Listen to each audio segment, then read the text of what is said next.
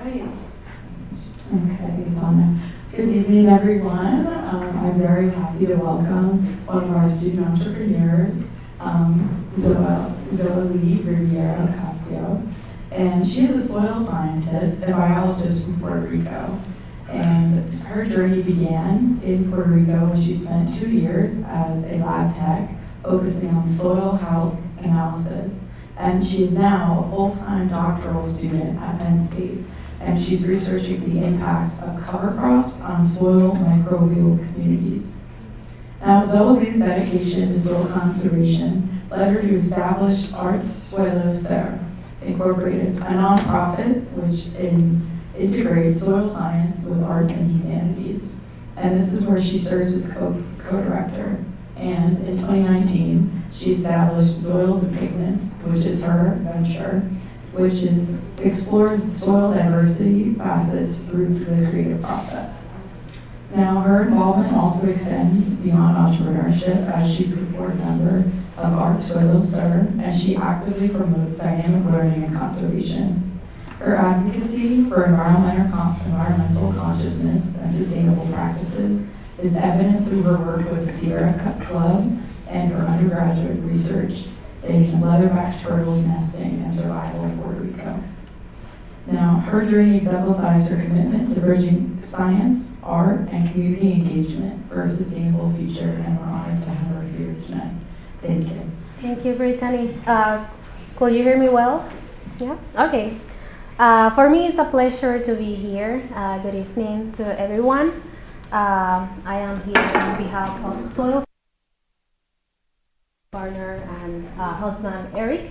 I will be talking about my journey and experience, and also provide some tips on the things that has been working for me, being a student and also an entrepreneur. So I want to set the expectation from the beginning. As Brittany was sharing, who is Zoelie Rivera-Ocasio? So I consider myself as a lifelong learner. I did my undergrads in biology, but I was flirting as well with anthropology while I was working in an entomology lab for 3 years.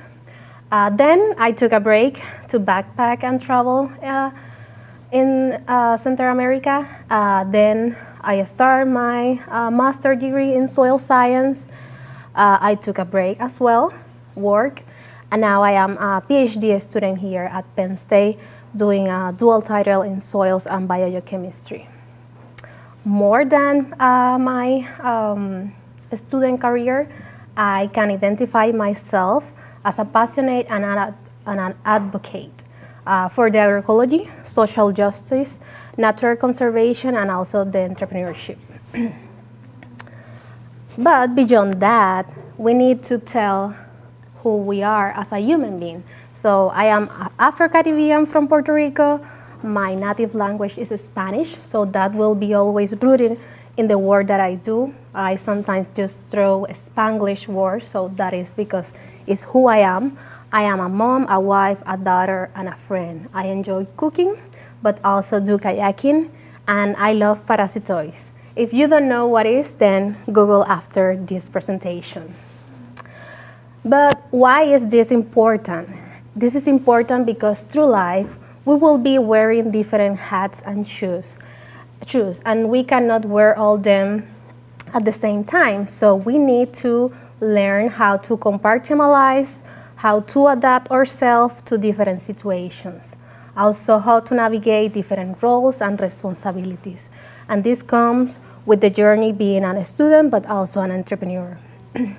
But also we have core aspects, and those are our values, our belief, those principles, and our personal identity. I am not the person that I was 10 years ago. However, those core aspects remain and evolve over time. So you have to reflect on those because there will become hard situations, and having them figured out will help you to navigate those periods. So I ask why we are students, because I am sharing with you this journey while being a student and also an entrepreneur. So you can reflect on that. You don't need to answer me now. But the purpose of this question is that there should be an alignment with the purpose that you answer why you are a student with the purpose of your life. If there is not an alignment, then we have to work on that, because being a student, it's an investment for our life. Also, I want to talk about this entrepreneur mindset. Some people think that this can just come from one day to another. However, these grow over time. We need to develop this mindset.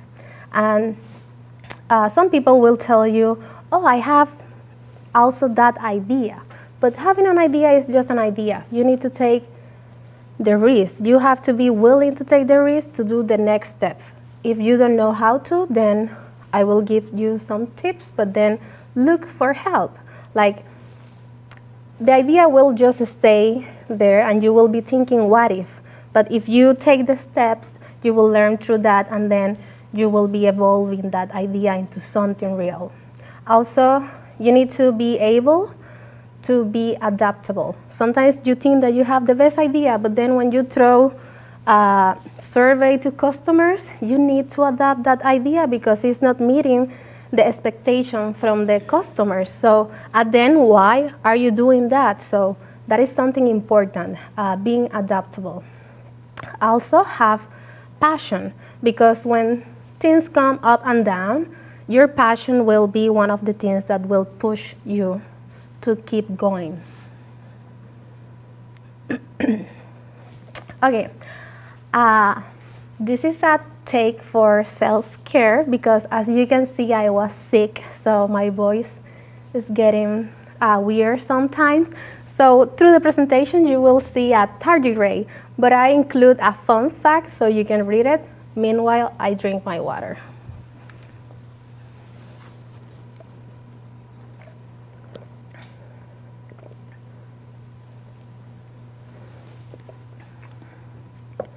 At the end, you will be learning not only about soils and pigments, but I hope that also you learn about tardigrades.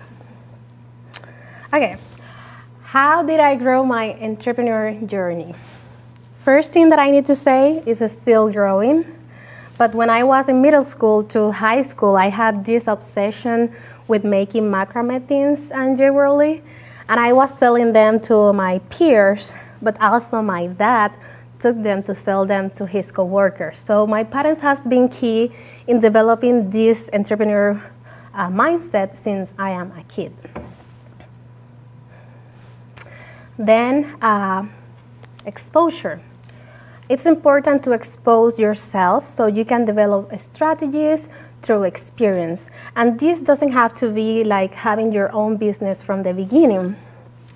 You can be in academic organizations. This is me when I was undergrad, so you can see there has been years ago, but I was in different organizations.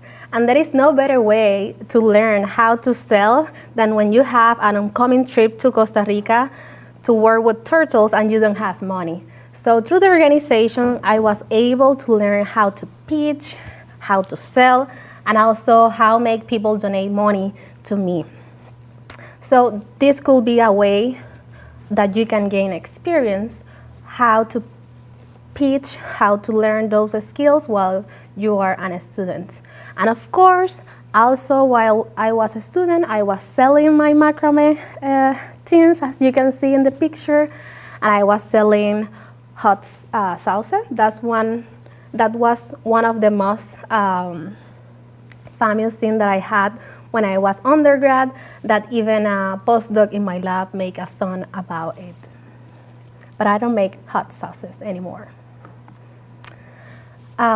So the mindset should be of continuous improvement. And something that I need to recognize, that the balance between being a grad student or a student, but here was when I was a grad student doing my master, and having extracurricular work was developed through different mentors. So one of the recommendations that I can give to you is seek for those mentors that are willing to give you advice no matter what. Sometimes they will tell you things that you don't want to hear, but they are telling that for your benefit.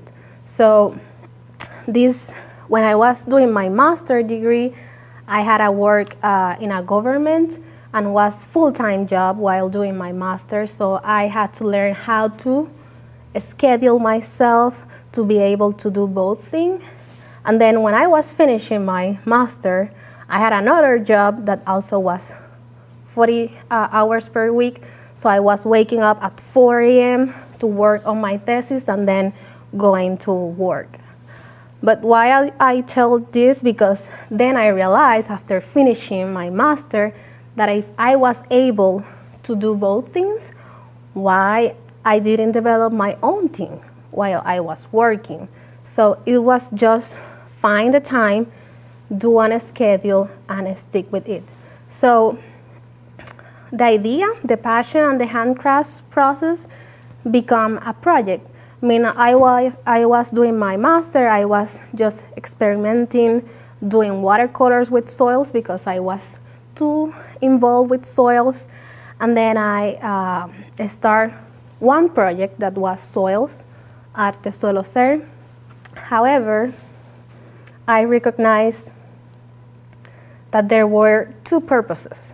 So then I decided to divide them in two projects, and then become Arte Suelo Ser, that is a nonprofit, and then Zoils and Pigments, that is today a business. So then I figured out that I could not develop this alone, so I find the right people that had same passion than me, that has some similar purpose in life, and then we develop a team. So to explain a little bit what is Arte Suelo Ser, this is a nonprofit organization that we established in 2020 to integrate soil science within art, humanities, social, and natural science. At this time, when I was pitching this nonprofit, I was offered by another organization that has a lot of money to build the idea of the soil museum. That is the main goal of Arte Suelo Ser through them. However, if we went through this way, then we will be losing the autonomy. So we just decide go slowly, but do it by ourselves. So the mission of Arte Suelo Ser is educate with a culturally responsive teaching approach about the importance of soils and the human well-being and ecosystem services. We believe that one way to manage our resources sustainably and protect them from the misuse is by raising awareness about them and promoting how soil legacy contributes to our society and the future generations. I apologize that I didn't translate these figures, but what I want to share here is that we reaffirm from the beginning what we wanted. I love this quote, and it says, "The prophecy becomes reality not because it is a prophecy, but because it becomes a goal accepted through action." So this was on December 2020, our first Congress to celebrate soils. Sometimes science can be a little bit hermetic. So through the organization, we want to share with the community the advance of science, but also what people are doing outside the university, outside the academia, that is also science. So the point here is that Jennifer, that is the president of the organization, she shared that their goal and was build that museum.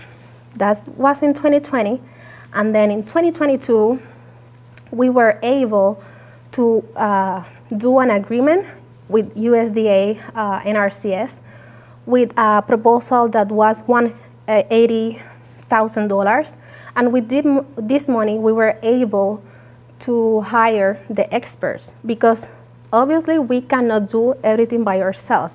So with that proposal, we hire people that know how to develop this museum.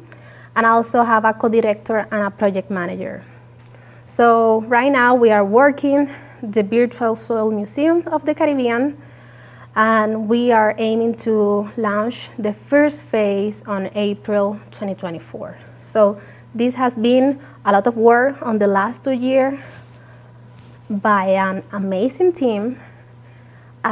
We were 3 at the beginning that established the nonprofit, but however, we have been growing, finding our people, and right now we are more than 20 because last month there were 7 more people joining the nonprofit organization. So not only the team works to develop this idea, also you can work through collaboration. Sometimes you don't need to hire people, you can make the work through collaboration. And that's how we have been working.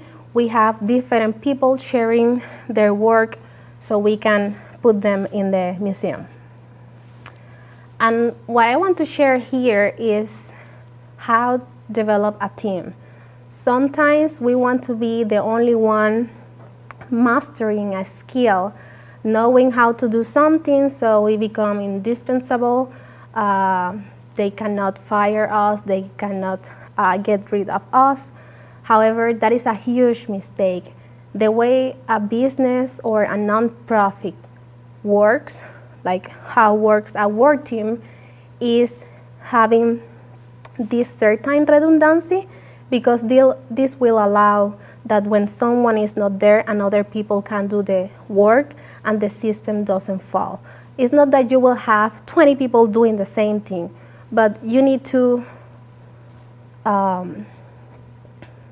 realize that you need at least 2 or 3 persons that know how to do something, so everything can go and stay flowing and working if that person is missing.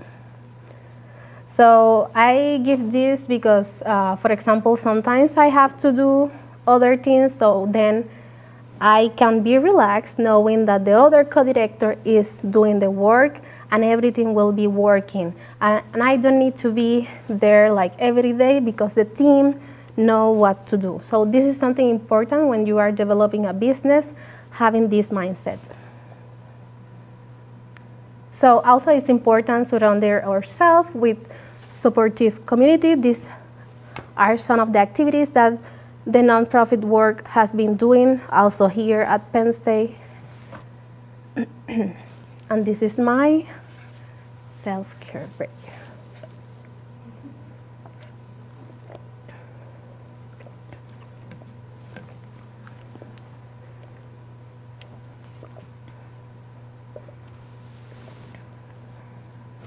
Okay, so about soils and pigments. I just talk about one of the projects when I split the main idea in 2. This is the second baby. And soils and pigments was more a hobby for me because I was doing watercolor, being relaxed, but also selling the watercolors. I came to Penn State without having soils and pigments as a formal business. It was doing business as, that is a way that you can do business, but it's not too formal. So although I launched the nonprofit with the team, I was a little bit scared about giving this a step to formalize soils and pigments, but then we came here to Launchbox and we received several help through the different programs. And I need to say that I am really proud about what we have been doing. But before just going into that, let me just explain what we do in soils and pigments. And we merge ancestral technique and modern science to create handmade soil-based art supplies. And these go the pigments. Some people like to use the pigments for their clay art craft, but also making chalk, crayons, and the main products that is watercolors. But also we have been diversifying. Now we have acrylics and other paints. Right now I just forgot, but I know that we have been diversifying the couple last months. Our products add value to the artwork because people are not using just a paint. They can tell the story behind the paint. They can tell the origin of the material that was used to make that paint. This is one of the winners from an art contest that we launched last year in 2023. And people were sharing with us how they feel while they were painting. And this is something that we want to, because it's not just a paint. If we just want to make a paint, then you just can go to a store. I will not tell the name, but go to that store. We want to add value to the things that we are doing. And we can see that is reflected in the art pieces that people are doing with our paint. And also, it doesn't have to be a masterpiece. Just having your time and relax, that could be one way to enjoy with our paint. So one of the things is having a strong team is crucial for the success of your business. I know that most of the people think about in Zoils and Pigments, and they think in me and Eric, but we are more people. People come and go because as we have periods where we have events or we have higher demand, then we have the people that help us. So I want to include them because they were really helpful. Last year, we were able to sell in different festivals, but also gather Zoils in Puerto Rico because I was not able to travel there because I was pregnant. So we recruit people and they help us with the process. And now we have an intern and a student, and she will be doing a work with us. And this is one of the things that I want to share with you, like seek out the expert because we cannot handle everything. We don't know everything. So for the art contest, we look for people that had the experience to evaluate the pieces that were submitted. But also, this was something that I wanted to do a while ago. This is an study that you do with the paints. It's a light fastness study where you evaluate how the paint behave over time with the exposure to light. So now, Thais, she is an expert and she is doing that, and I am beyond grateful to have her in our team. So one of the things when you are building your business is seek for help. You cannot do everything. And also, be willing to learn and receive guidance. This was us in March 2022 with the Idea Test Lab. So we were able to test our idea and see if it was something that the customer wanted. And then in May 23, in the Summer Founder Program. Okay, my requesito.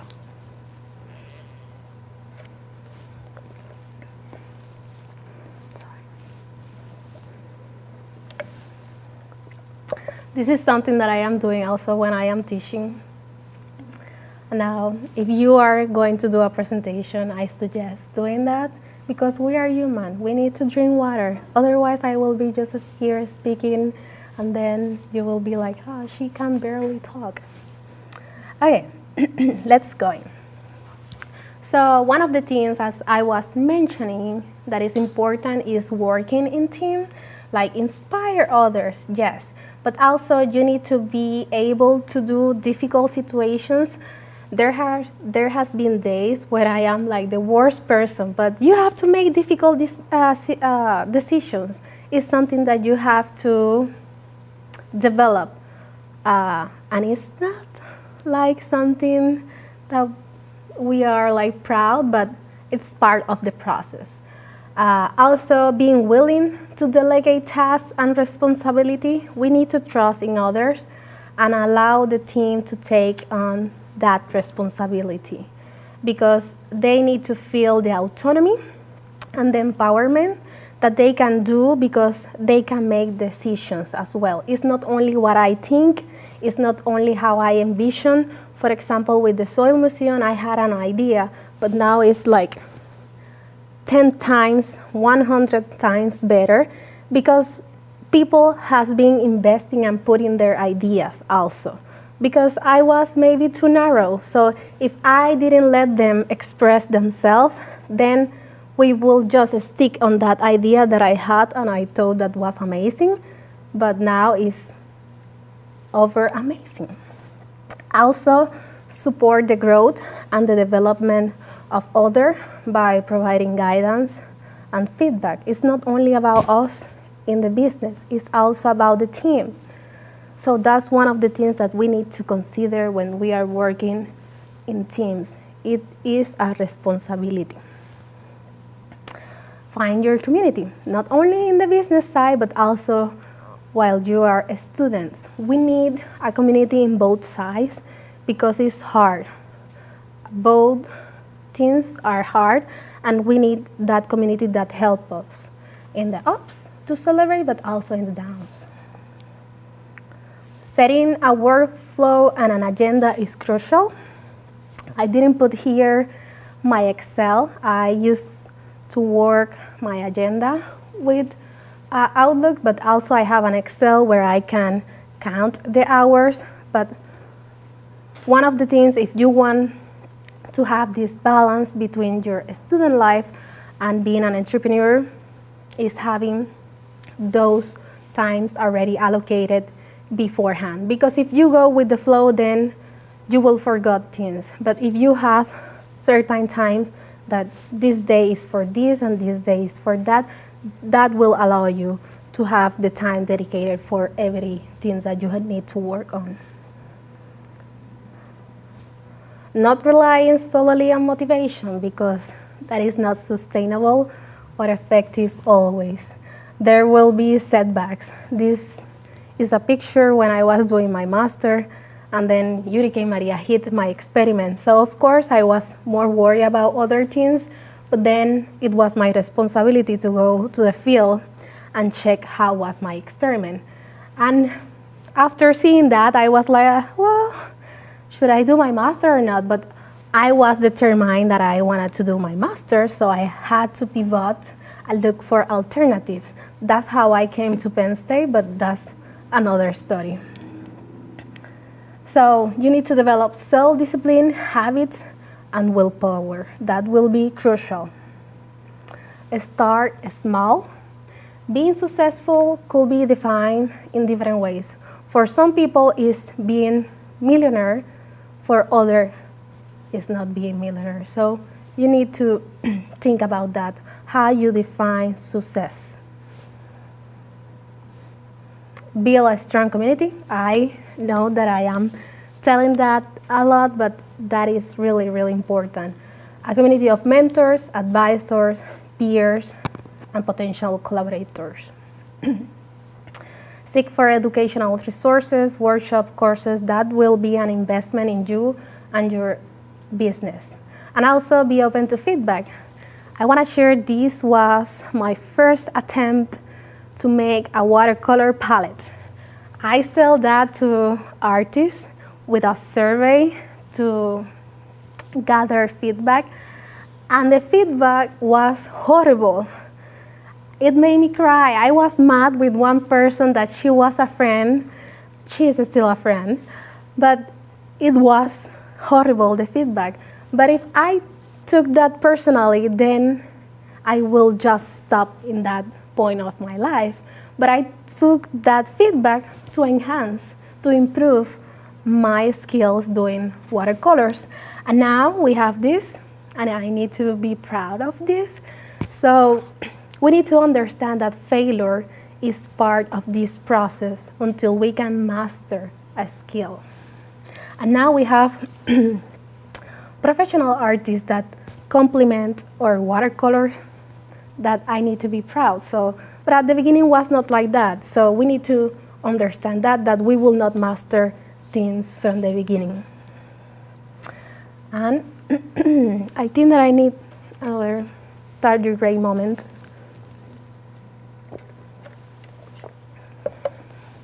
Enjoy as much as you can, because there will be ups and downs. But if you embrace those moments, those will be the push to keep you going on. And celebrate with you, but also with your team. With that, I will let the floor for questions, thoughts, and emotions. And if you are here, we are giving to you 20% of discount in our store. So save the code. You don't need to use it right now. It could be later for a gift or something. Thank you.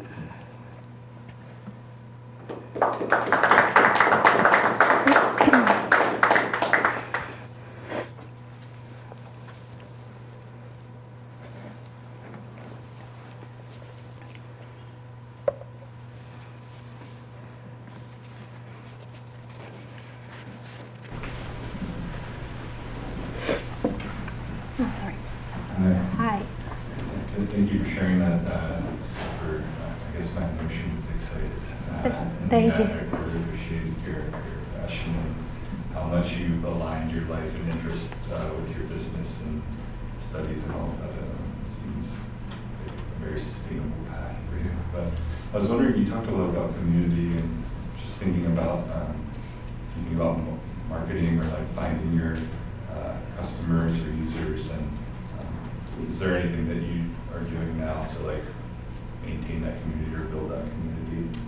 Sure. One of the things is we are taking the suggestions that our customers give us. For example, some people ask, I want a different green, I want a different hue. So I will say I am stepping out of my comfort zone and making another colors according to the customer's desire.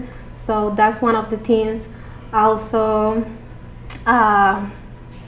through social media, we share moments, giveaways, so we keep the community engaged. At the beginning, I was doing a lot of activities like trivias and stuff like that. Right now, I don't have the time, neither our team, to do that, but it's something that we are willing to retake at certain point because we know that people like those stuff.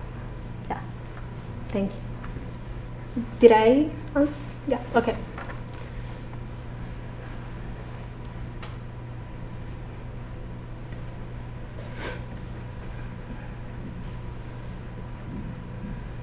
Yeah, so you talked a lot about the process, but could you just like talk a little bit more about the product and how you discovered that these different soils could be used as paint? Sure. So I discovered the diversity of soils while doing my master when I was teaching a course and I asked to the student to bring a soil sample from their house or the farm that was nearby, and then it was 20 students, well, it was like 17, and it was so diverse that amazed me. And then we had an activity that we have to teach people about soil. So as the color was something that engaged me, then we use colors as a hook to do outreach activities. So one of the things about soils is that there are maps that tells you what kind of soils do you have in a location. So right now I can use an app that is with data from USDA, and it will tell me what kind of soil are right here in this, below this building. So having that knowledge about the diversity of soils and seeing that was something that I enjoy, then I start taking them to make paint. So that's the origin of the diversity of the soils. Did I answer? Yeah, and like why soil? I feel like that's a very niche area to be studying. Do you have like kind of a personal reason why you began studying that to begin with? Yes, well, when I was finishing my undergrad studies, I took a course, an agroecology course, and then was the first time that I realized how important are soils. But then I went back doing a evaluation about my life, and that is the picture that I shared at the beginning, but I didn't explain. That was a hurricane in Puerto Rico when I was a child, and my house was covered with soils because there was a derrumbe, slide. So I think that I have been always related with soils, like having a respeto for soils. So that course of agroecology, but also having the experience, make me like more curious about soils, like understanding the soils, and then I get in love with soils. Like if I go with you in a soil trip, I think that you will get in love as well. Yeah.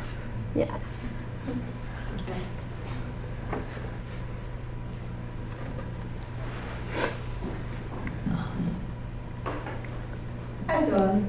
My question is, you talked a little bit about how you sort of like compartmentalize your week, your work week, right? You said like Wednesday and Friday is Zoils and Pigments Day. I struggle with like doing that compartmentalization, right? Like how do you make sure that, okay, I'm only focused on working on my business this evening and not let all the other things that are going on seep in, or like have your business seep into other times in your life when you're not trying to work on your business? I think one of the things is being honest with the other person, because most of the time when we don't compartmentalize well is because we have a thing with another person. But being honest with the person, like I am not working this right now, could you make this in this day, or are you available in this day? Sometimes I don't tell to the person the reason, because then they will be mad, like, but you can shift. But I just tell, like, I am not available right now, but I am available this and this time. So I give them a flexibility, but according to my schedule. Yeah. Setting boundaries. Yeah, setting boundaries. Cool. Yeah. And sometimes, like, even people like want to call me like, oh, I want to talk about this, but yeah, I want to talk about this, but I know if I got into that, then I will be just running for other things that I should do. So yeah, setting boundaries. Thank you. Yeah.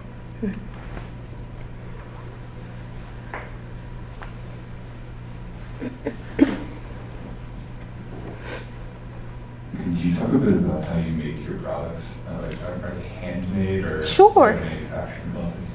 So at the beginning, it was everything handmade. I still can say that it's handmade, but we have certain colors that need to be done with a Mueller. Can I walk on, maybe show you? Will you be in the workshop? No? Okay.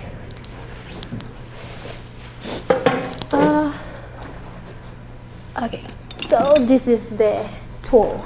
So at the beginning, everything was done with this. Like you have two surface. This is one and the other is a glass.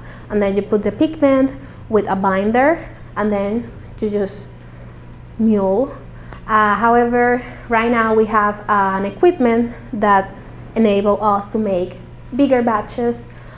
Still, there are some pigments that doesn't behave well if we use the equipment. So for those, I use the hand process.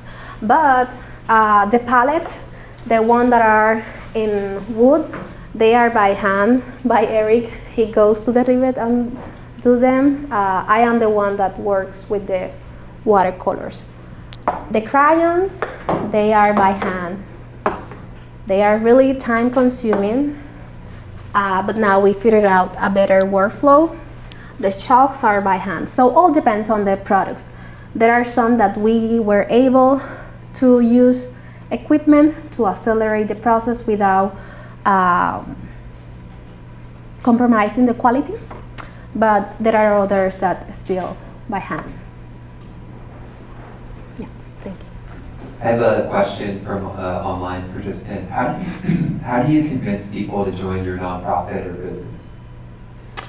I think that is not going to recruit. For example, we opened last 2 months a call so people can join the nonprofit, and they fill a form telling what they want to learn and what they have, the skills that they can give to the organization. So it's always a trade between what we can give to you, because people join the organization because they want to learn about soils, but also what do you have that we can use to grow the nonprofit. Yeah. But write us, like, I think that I didn't put the email for the nonprofit. I put the one for Zoils and Pigments, but we are in social media, so reach out.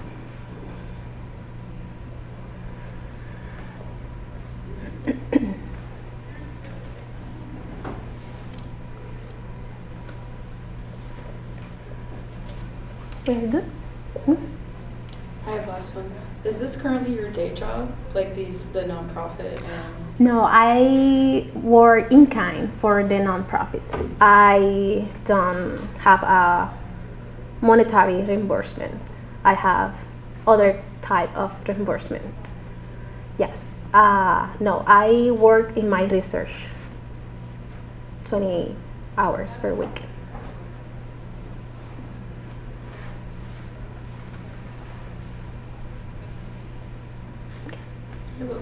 Thank you. Thank you.